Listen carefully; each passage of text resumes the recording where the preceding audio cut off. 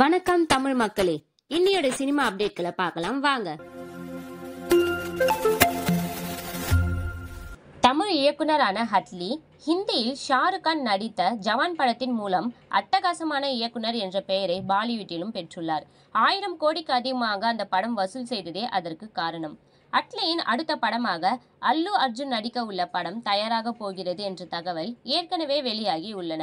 அடுத்த மாதம் அல்லு அர்ஜுனின் பிறந்த நாளையொட்டி இப்படத்திற்கான அறிவிப்பு வெளியாகலாம் என எதிர்பார்க்கப்படுகிறது.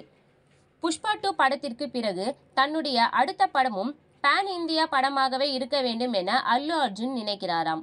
இப்படத்திற்காக அட்லிக்கு 60 கோடி ரூபாய் வரை சம்பளம் பேசப்பட்டுள்ளதாக பாலிவுட் வட்டாரங்களில் தெரிவிக்கிறார்கள். நடிகர் அல்லு அர்ஜுனை இதுவரை இல்லாத ஒரு புதிய வேடத்தில் நடிக்க வைக்க அட்லி முடிவு செய்துள்ளார்.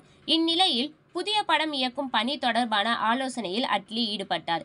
மேலும் ஆலோசனை குறித்த வீடியோவை இன்ஸ்டாகிராம் தளத்தில் அட்லி வெளியிட்டுள்ளார். இந்த வீடியோவை பகிர்ந்த அட்லி A6 விவாதம் என்று அதில் எழுதியிருக்கிறார். இயக்குனர் கௌதம் வாசுதேவ் மேனன் இயக்கி நடிகர் விக்ரம் நடித்துள்ள படம்தான் துருவ நட்சத்திரம்.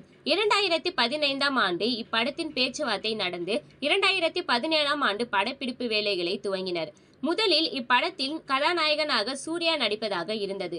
பின்னர் நடிகர் விக்ரம் தேர்வு செய்யப்பட்டார். 2023ஆம் ஆண்டு நவம்பர் மாதம் படத்தை வெளியிட திட்டமிட்டிருந்தனர்.